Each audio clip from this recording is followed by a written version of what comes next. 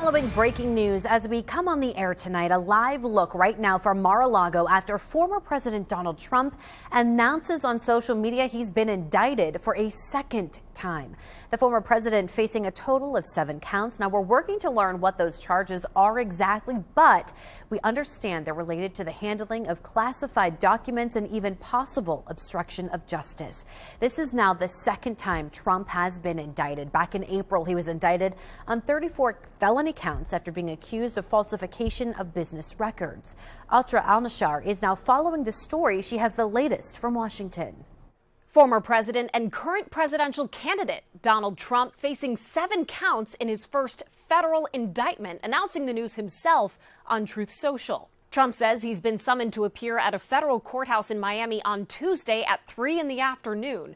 What we do know is that the FBI searched the former president's Mar-a-Lago residence last summer, discovering a trove of documents marked classified. Trump's long denied wrongdoing and equates the discovery of these materials to those found in the possession of President Biden and former Vice President Mike Pence. In a Truth Social post Thursday night, Trump coining the phrase for the case, boxes hoax. I'm an innocent man. We will prove that again. 7 years of proving it, and here we go again. Very unfair. Many legal experts say the differences in Trump's case is he knew that he was in possession of the materials, and it appears investigators are focused on potential obstruction of officials' efforts to recover them. Some Republicans quick to echo Trump's accusations of bias against the DOJ. This is the executive branch tonight trying to take out their #1 opponent for the presidency of the United States in 2024. Regardless of party, all seem to be in agreement.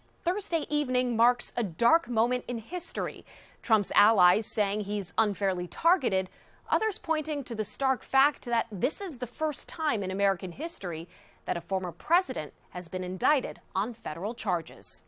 In Washington, I'm Atra Al-Nashar.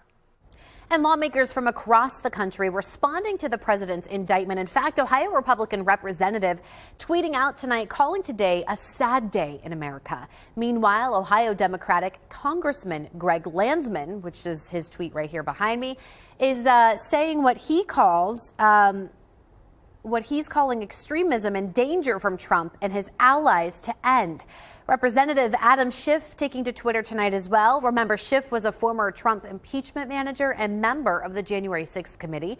He's tweeting Trump should be treated like anyone else who breaks the law. And finally, Trump supporter and Republican Congresswoman Marjorie Taylor Greene posting a lengthy tweet calling out Democrats following the indictment and pushing for a Republican win in 2024. Now, here's a breakdown of what we know at this hour and where we are today. So in February of last year, the National Archives asked the U.S. Justice Department to investigate Trump's handling of records. On August 8th, Trump announced that FBI agents searched Mar-a-Lago and then broke into a safe. 4 days later, the warrant was released showing 11 sets of classified documents were taken from his property. And then in November, U.S. Special Counsel Jack Smith was appointed to preside over criminal matters related to Trump, including the classified documents investigation. Now that brings us to today, when Trump announces he's been informed that he has been indicted. Of course, we are going to continue to follow this situation for you both on air and online. You can read or just head on over to our website at Dayton247now.com and find this story and others like it on our homepage. And as we continue, of course, to get updates, we'll alert you here on our air and through our Dayton 24/7 Now app. With the app, you can get breaking news alerts sent to the palm of your hand. Just take out your camera on the phone, of course, scan the QR code you see there on your screen to download that app. You can also find it in Google Play and Apple app stores. And our other big story tonight, we now know the name of the 28-year-old woman shot and killed in her Kettering home Tuesday night as Sierra Still. And tonight, Gwyneth Balloon, you've been following this story for us for several hours now. Now, Gwen, I know you just got off the phone with Sierra's mom tonight. And what did she happen to tell you? Yeah, that's right. I spoke with Still's mom probably just after 9, and she confirmed that this man right here, currently in the Montgomery County Jail, charged with murder, is Tavion Glenn. Now, Kettering police would not confirm the name of the suspect stating Marcy's Law, but Still's mother confirmed for me that Still and Glenn were married, and police do say that the suspect and the victim were married at the time of her death. Now, I also did some digging, and there's a domestic violence case dating back to 2016 against Glenn, and a temporary protection order, was actually filed in that case, but it was later retracted. We're still not really sure who filed those charges or the protection order against Glenn at this time today. Now, I know you also went out to the neighborhood in Kettering and you spoke to neighbors. What did they happen to tell you?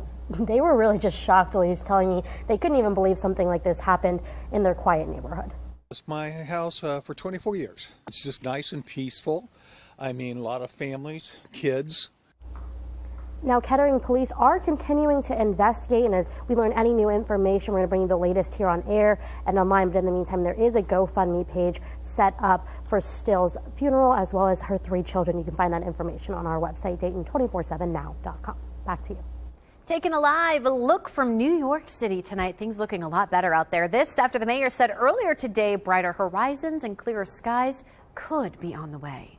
As of right now, the smoke models are not indicating another large plum over the city, so there's a chance for significant improvement by tomorrow morning and throughout the day tomorrow. He also goes on to say forecasters expected a gradual improvement in air quality this afternoon. Conditions along the immediate coast and southern boroughs will likely be worse than in northern parts of the city. As of earlier today, New York had the worst air quality in the world, according to the Swiss air monitoring site IQ Air. Live pictures here tonight over downtown Dayton. This as that air quality alert in place is now extended to tomorrow night. The air quality now sitting at 168. That's according to the Miami Valley Regional Planning Commission. Anything over 101 is considered unhealthy. This is for all areas of Clark, Darke, Greene, Miami, Montgomery, and Preble counties. And you can still enjoy the outdoors, but you need to make sure you take lots of breaks and do less strenuous activities during the alert. And of course, it was a beautiful night to get outside and go for a walk. But I mean, do we still need to be cautious as we head into tomorrow as well? Yeah, we're still going to be cautious. The weather's going to be great. We're going to have plenty of sunshine across the region, but air quality, we were just saying, the air quality alert is going to remain in place through the next 24 hours, expiring at midnight on Friday. Now, we'll have a brief time in the morning where it kind of seems to clear up a little bit. I'll show you that right here. So here's the latest prediction. See these blues in the morning. We like that. We want to see the blue, but unfortunately it doesn't last long. These greens and yellows start to push into the Dayton region, and then through the day that actually gets a little bit worse by around 9 p.m. And overnight is when you see it kind of top off those reds. So looking like tomorrow, Friday afternoon and into the night is not going to be very great when it comes to our air quality. And unfortunately, you'll see on Saturday, we do have kind of a push out of here. So through the afternoon and evening, we'll finally see this bad air quality on Saturday move and leave our region and leave us with some nice, sunny, and hopefully more clear conditions. Tim, thank you. Well, the future of Abby Michaels is now in the hands of a judge. Final arguments wrapping up tonight in Michaels' trial. Now, she's accused of intentionally driving the wrong way on I-75 in 2019, killing a Mason family of 3. Both the prosecution and defense mentioned the topic of seizures and mental health, and rather that they may have had a factor in the crash. The defense, though, mentioning the doctors who monitored Michaels following the crash. She told us all about the reasons why some people suffer from psychogenic non-epileptic seizures. She told us what the tag signs are, the call signs are, the indicators, the trauma, childhood. She got that information from the history from Ms. Michaels, from her family. Nobody questioned that. The prosecution argued Michaels intended to drive the wrong way as a way of killing herself, and her actions prove her choices were intentional. The steering wheel was turning back and forth, controlled movement. The brake pedal was engaging and disengaging, controlled movement. The gas pedal was floored, released, floored again, released. All of that in support of knowing controlled movements by Abby Michaels. Michaels waived her right to a jury, so the judge will be making the final decision on whether or not she's guilty. That decision is expected to come in 1 to 3 weeks. A man shot and killed after an alleged home invasion in Centerville. Tonight, we're hearing the 911 calls made by the homeowner. Claire Faith has been following this story all day, and she tells us what she's learned. At least we know a woman called 911 around 5 a.m. reporting a person breaking into her home. When Centerville police arrived to the scene on Sheehan Road, Joseph Gibson was lying inside the front door. Tonight we're hearing that 911 call and the moments that led to the deadly shooting. Someone's in our house. Tell me Please. what's going on. Someone's at the front door. They busted in with my husband. Please. Oh my God. I also spoke with neighbors in the area and they tell me this is usually a quiet neighborhood. They say they're still in shock tonight. I sure am shook up about it. And someone was killed. No matter what had happened, someone lost their lives. It's just horrific. Centerville police are still investigating. Right now, there is no further information has been released from the police department. Reporting in Centerville, Clara Faith, Dayton 24/7 Now News. Well, tonight, a Vietnam veteran and Miamisburg native could finally receive the Medal of Honor. After his family has tried to make this happen now for the past 53 years. Lydia Bice is here with me tonight after speaking with the veteran's brother. It was an incredible interview. Lydia, what is he telling you about this renewed push? Well, several senators, including J.D. Vance and Sherrod Brown, are working to pass legislation that would allow Sergeant Gary McKitty to receive the Congressional Medal of Honor. So the bill would waive the time limitations to allow McKitty to posthumously receive the award. 20-year-old Gary McKitty gave the ultimate sacrifice while fighting in the Vietnam War. In May of 1970, he was involved in a helicopter crash where he saved the life of his best friend. He then returned to the crash to save the pilot when the fuel tank exploded and they were both killed. And he was laying across the pilot where they found him with his remains. His arms were still around the pilot and the transmission was laying across his back. Now, since the bill's been introduced, it's been referred to the Committee on Armed Services. We'll continue to monitor its progress and provide you with updates here on air and online at Dayton247now.com. On behalf of all of us here at Dayton 24/7 Now, we'd like to thank Sergeant McKitty for his service. Back to you. Lydia, thank you. And is the wildfire smoke affecting your furry friends? Still up next, we're going to hear from veterinarians on how you can ensure your pet's safety. And Senator Sherrod Brown talking about the U.S. Space Command and Space Force today, his push to bring them to the Buckeye State. And now we've been talking about air quality, but we're also missing out on some rain in our area. We'll talk about the drought and have your full forecast coming up. Here's a look at your Eagle Plumber Skycam. You're watching Dayton 24/7 Now.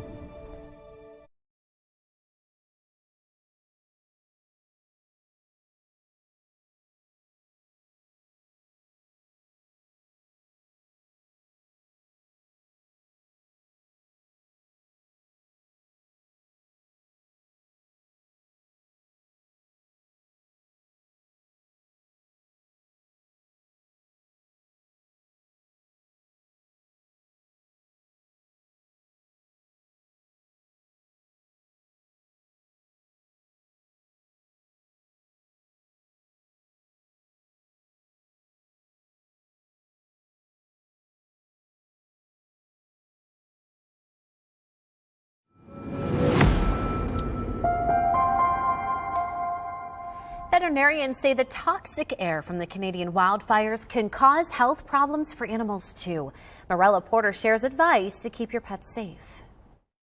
Certainly, if we as humans can feel the effects of the air quality, certainly our pets can as well. Dr. Jeremy Zola echoing guidance from the American Veterinary Medical Association. Certain pets and breeds are going to be a little bit more susceptible to issues. Birds especially, as well as brachycephalic breeds like pugs and bulldogs, certainly puppies and older dogs as well. The AVMA says these are signs of possible smoke or dust irritation that pet owners should look out for, including coughing, difficulty breathing, eye irritation, fatigue, reduced appetite, and thirst. Animals with cardiovascular or respiratory disease are especially at risk when the air quality is poor. Zola says while air quality alerts are in place, it may be a good idea to limit how much time animals spend outdoors and make sure pets are well hydrated. Alrighty, so speaking of hydration, the ground across the region could use it. June sitting just over 1/10 of an inch of what we have received. Our June deficit, we are exactly at 1 inch as of today, and our total deficit since January 1st is 1.67 below our normal, which has now put us in officially a drought. You can see this brown color right here in our area, officially moderate drought in our area. Abnormally dry is everything else in yellow.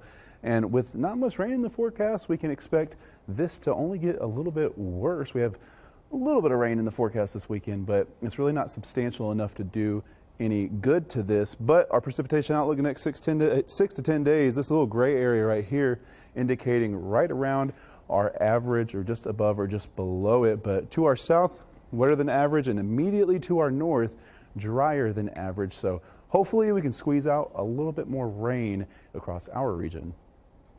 Tonight, a one-on-one with Senator J.D. Vance. He's talking about the growing field of GOP candidates vying for the Republican nomination. Now, he said he's looking forward to seeing everyone debate, but he already has an idea on who he will back. We're going to get the best candidate out of it.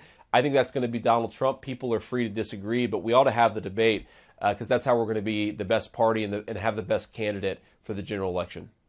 He says these debates are a good way to flush out most of the candidates running for the White House.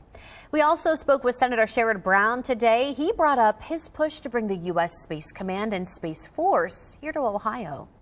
Well, Space Command is something that we would be very good at in Ohio. We got the pension bill, we've got child tax credit, it changed people's lives. So I'm always willing to play the long game here and do whatever we need. He cites our state's space history from the Wright brothers to John Glenn to Neil Armstrong, the NASA facility in Cleveland and Wright-Patterson Air Force Base here in Dayton as great reasons to put the next headquarters here. Beaver Creek Mayor Bob Stone has also joined Brown for the push. And a live look tonight from our Eco Plumbers Skycam. Beautiful outside, but we still need to be a little careful. Yeah, forecast-wise, weather speaking, going to be a nice day on Friday despite the haze across the area. Mostly sunny conditions, and then through the afternoon, a few isolated clouds might pop up across the area, but nothing too spectacular. And moving into the morning on Saturday, a few clouds out there as well, and maybe by 5 p.m., a few cumulus clouds popping up throughout the day because of the heat. Will be in the mid to upper 80s at that point. But the clouds get really thick on Sunday morning ahead of a slight chance. You see, kind of falls apart as it heads into our area. So looking for the chance of rain, but not really looking like it's going to be that substantial. Your ride forecast, Harley-Davidson of Xenia ride forecast tomorrow. Again, weather will be nice for riding. Temperatures in the upper 70s. Going to feel a little bit warmer with all the sunshine. But when it comes down to the air quality, you will want to keep that in mind when you head out. You're watching Dayton 24/7 now.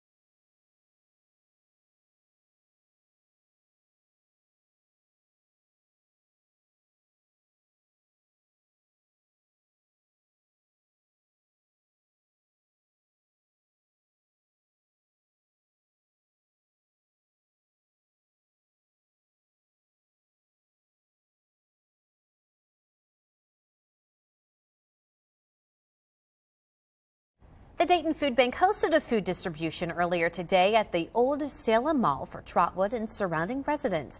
CareSource sponsored the event and sent volunteers to help pass out all the food. They prepared to distribute food for 700 families. Every summer, we always host at least 5 different distributions throughout the community and areas where we've targeted high need. Premier Health was also on site to offer free optional health screenings and health education. Now, if you weren't able to come out today, don't worry. You can still get food. Just go to the Food Bank's website, which is thefoodbankdayton.org. There, you can find details on their drive-through food distributions, plus their mobile pantry locations and times. And there's even a pantry locator where you can type in your zip code. The Cincinnati Reds going for a home sweep Thursday of the LA Dodgers, but the visitors determined to not let a lead turn into a loss today. You're watching Dayton 24/7 now.